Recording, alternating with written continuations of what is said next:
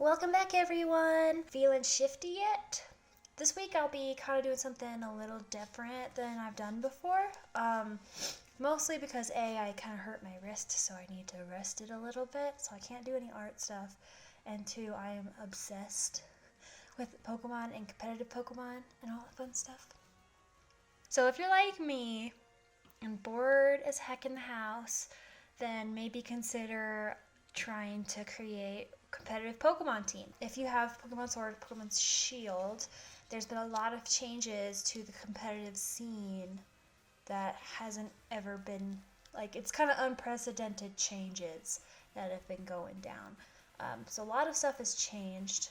I'm going to try and kind of just go over the basics for this video. So this video is going to be extremely basic, talking about the history of VGC, and I'll explain what everything means later. And then I'll be talking about different terms that you might not know if you weren't super in this culture, because competitive Pokemon I think is different than any other kind of competitive thing. And when I say competitive Pokemon, I don't mean you have to go out and be 100% hardcore. You can just be battling on a battle simulator. You could be, playing ranked battles. You could just be breeding Pokemon. Whatever you want to do, I'm trying to give you the tools to do it. So, first, before we get into all the other stuff, I'm going to go into a little history about the VGC. So first we're going to go into a little history about VGC, which is the Video Game Championships, which is what I'm going to be talking about specifically. I am not going to be talking about the trading card game or anything like that. I don't know about that. I've only ever played for myself when I was a kid. Never really been interested. I collected a lot. But anyway, a little bit of history on it. So VGC started in 2009, so fairly recently, so 5 years after the trading card game. All this stuff I got from Wikipedia. I know, please don't shoot me. But most of this was gotten from Bulbapedia, Sarah B, the Pokemon website. So things that are veritable sources. I kind of looked through to make sure they weren't just pulling it out their butt. But it was just nice to have everything compiled. Anyways, so both VGC and TCG were a part of the Pokemon World Championships up until 2016, when Play Pokemon made VGC its own separate thing. So basically, there's two different championships and not just one big event. So the VGC tends to take place in August, and the way you qualify for that is by going to other events and receiving an invitation from Play Pokemon. And then this is more in-depth info on just the battles themselves. So this is from Pokemon.com. So you'll need, if you want to try and go to VGC, if you want to go to the Pokemon Championships, you'll want to use an event locator to find some place near you to go in, because you have to physically be there to battle. You'll need, if you're wanting to actually try and go to the Pokemon Championships, you'll actually need to go physically to different locations to participate and earn play points. So VGC is always double battle, as far as I know of. So battles are done between different age groups. So they didn't want someone 35 fighting a 6-year-old like you do in Magic. And because there are so many different players at different ages, which there's a lot of people like me who've been playing since they were kids, and then there's a lot of kids now playing because Pokemon's still for kids. You'll probably battle somebody in the similar age group. There's the Masters League and then the Junior League. So, and I'm not saying to play competitive Pokemon you need to be going crazy and going to every event and doing all that stuff. Like I said earlier, it's more or less this is just the tools to help you get started if you want, because I'm a super Pokemon nerd. Yeah, I love this stuff. Anyways, also, Sword and Shield brought a bunch of different changes. The changes they made in Sword and Shield has made it way more accessible. So it's really fantastic. And I know there's a lot of info out already on like EVs, IVs, all that fun stuff. And I'll link some really good videos down below if you want some really in-depth information about them. But I'm going to be focusing on how you can get started in Sword and Shield specifically, what changes it's brought, like what you're going to need to do, that kind of thing.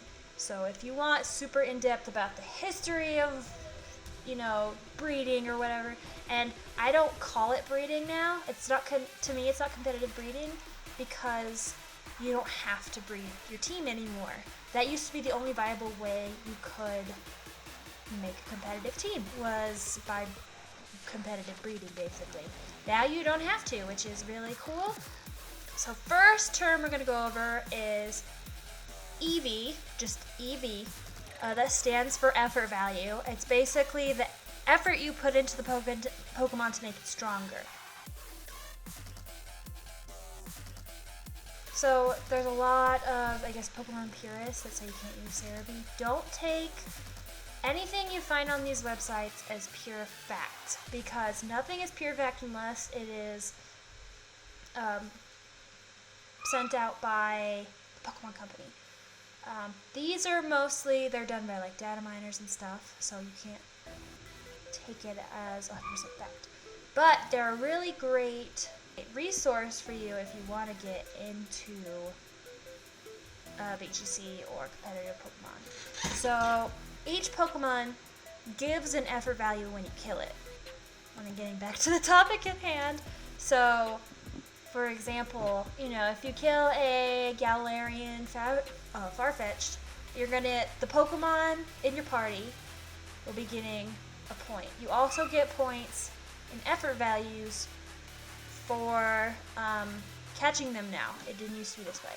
Anyway, so I'm not going to go super in depth on the point system and everything because it hasn't changed. Like I said, I will link good videos down below. But this is what helps make your party stronger. So let's see here. You used to have to be really good at tracking numbers or, writing stuff down or math to be able to EV train a Pokemon. Well, now they have this handy dandy thing where it just shows you how much EVs your Pokemon has. Let me show you one that I fully EV trained. So that one I haven't EV trained at all. See this guy. So if I go in here, and so if you press X, it'll show you, I've fully completed EV training for this Pokemon. It's gotten as much EV points as possible. You can tell because the arrows, let me put my hand. Okay, you can tell because the arrows have turned from a kind of darker orange to like a white color. Stats that are max EVs have the sparkles in them, over the name. There's a lot of videos that go into the nitty gritty about this. Like I said, I will link below. If I'm repeating too much, delete it. Oops. Okay, an IV stands for individual value. This is basically what your Pokemon is born with. An individual Pokemon can have IVs spanning from 0 to 31. 0 being like the worst. There's no IVs in there. IVs give your Pokemon stats a little extra push. They don't by any means give you a crap ton extra, points or whatever.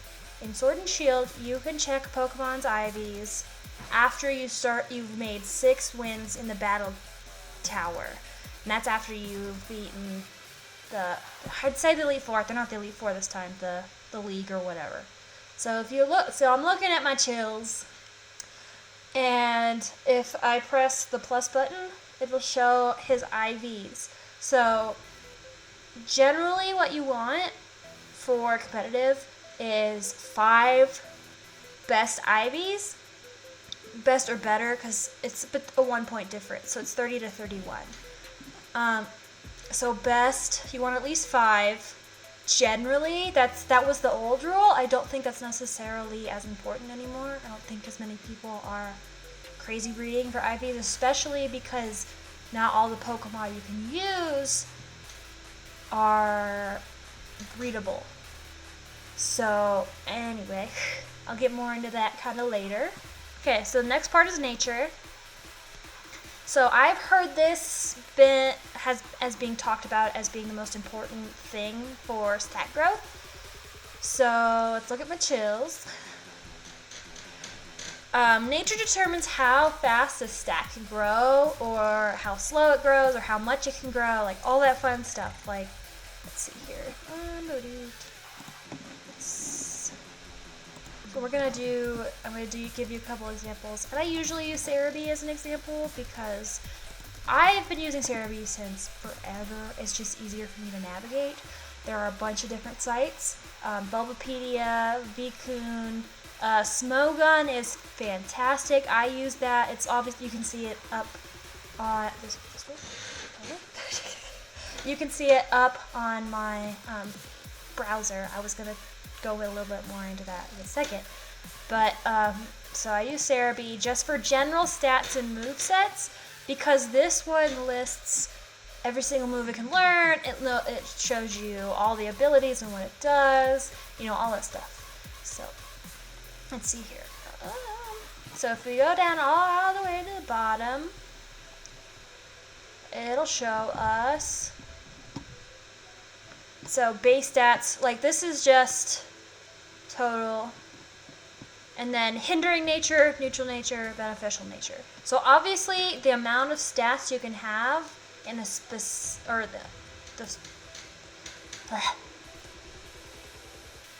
the numbers change depending on the nature. So you're not going to get over 150 speed if you have, a hindering nature at, level 50, which is what all Pokemon are leveled down to for online battles and competitive Pokemon. So if you're wanting to get over the 150 mark, you'll want to do, this one. So there's a bunch of different stuff that goes into that number. The reason it's 126 to 178 is with EVs, without IVs, that stuff. Okay, so go back to the actual game. So Pokemon's made it really easy to figure out what nature your Pokemon has.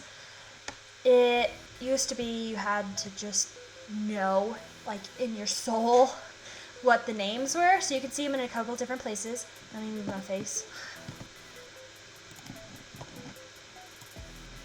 Let's see, I'll put it right over. I'll put me here. Okay. So we want to go over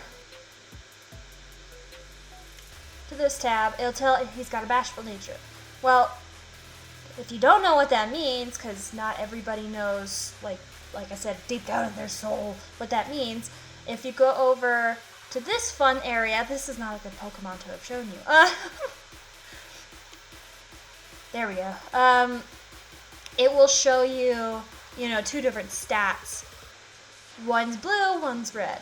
If there isn't one, that means it technically has a nature where the stat that is beneficial is also the stat that's hindering, so it just kind of equal each other out, so nothing is gained or lost. But so okay, for this one, red is a positive, so it's the one that you're getting extra in, and then blue is the one that's being taken out of. Going back to different terms that you may not know, Ha, which is just HA, refers to a term called hidden ability. Hidden ability is special ability, so like you can see my ability for this guy is Compound Eyes. That is not a hidden ability. A hidden ability cannot be obtained through normal means, so I couldn't just run out in the grass, catch one, and it has, the hidden ability. Hidden abilities were originally introduced in Generation 5, which, if you are curious, was Black and White 2. with the inclusion of the dream world. The dream world used to be where you could send Pokemon basically into your computer, into the browser, and it could go on little missions and stuff. It was like a little Pokewalker, just for your computer. It was super cool, but that was the only way you could get dream abilities. All of the dream world stuff I got from Bulbapedia. The dream world's been shut down since 2014, so that's not how you get hidden abilities anymore. But you can get them in each game since it's been introduced has been a little different. So this game specifically, you get them from dens, and I can show you what a den looks like right now. I'm also EV training right now. Can't tell. And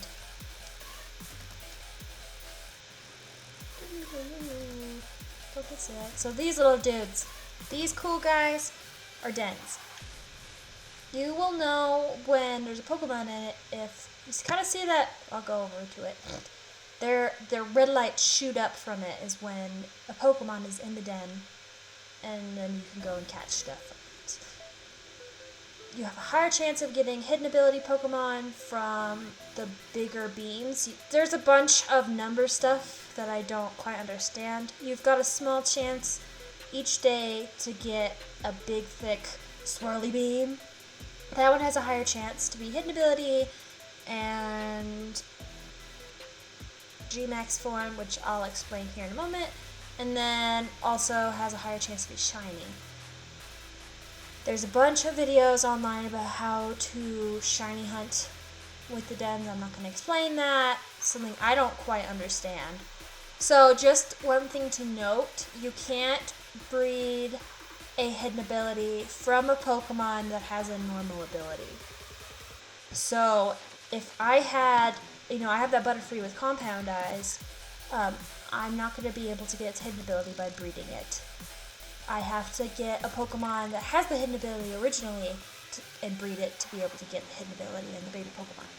Okay, so now that we're kind of to the next part, which is D-Max and G-Max. They stand for Dynamax and Gigamaxing. If you've already played through the game, you already know what Dynamaxing is. It's making your Pokemon humongous. Gigamaxing is a little different. Gigamaxing are the special looking Pokemon. So one's like Charizard, one's like Garbodor, one's like, the Pikachu, Eevee.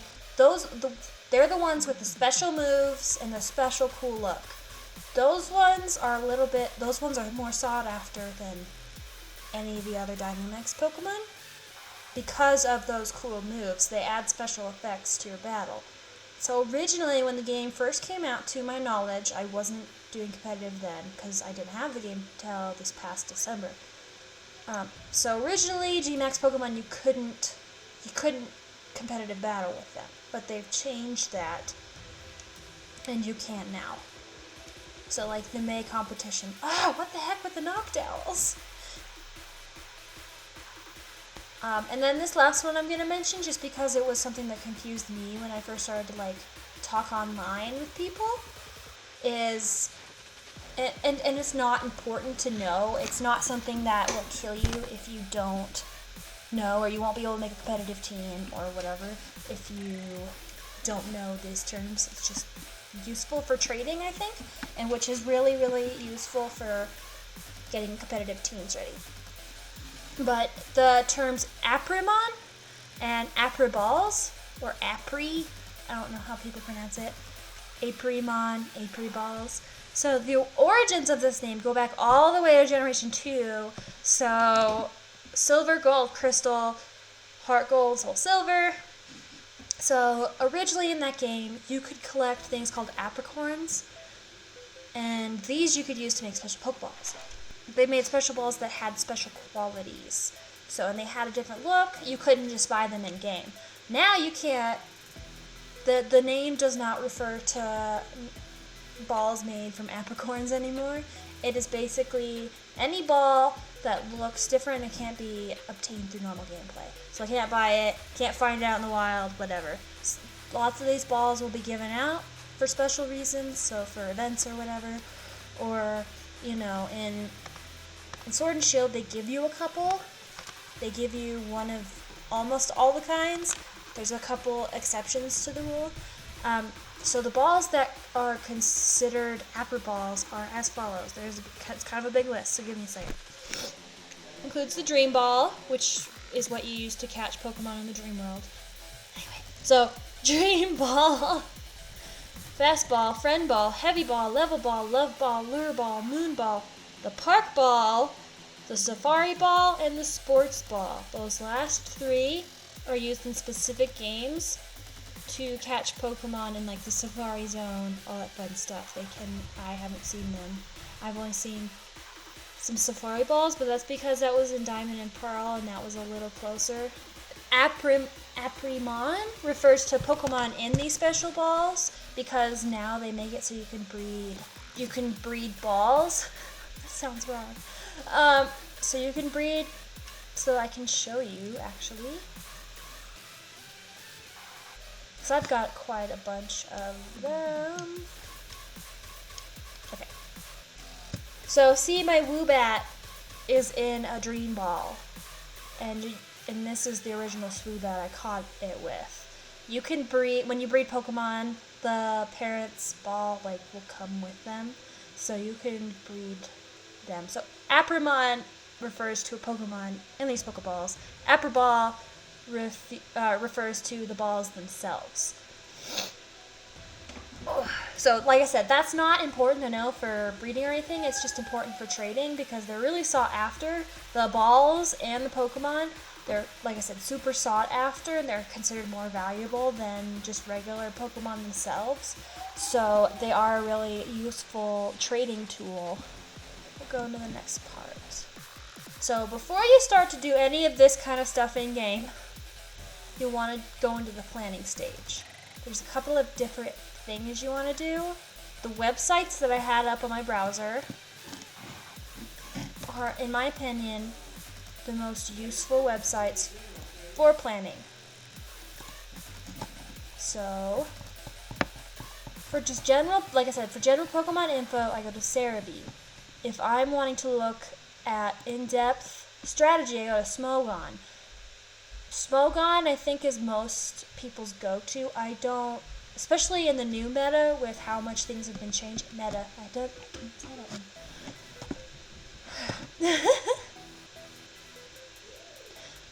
Meta is the meta game, is basically what the pros are doing, what everybody else is building. It's the most used teams. Metagame is used throughout the gaming world, I believe. So if you're talking about like League of Legends, the metagame is the champions that people pick most of the time. Metagame, in my opinion, is not so metagame isn't like the gospel. Like, you have to be using these Pokemon to win or to do good.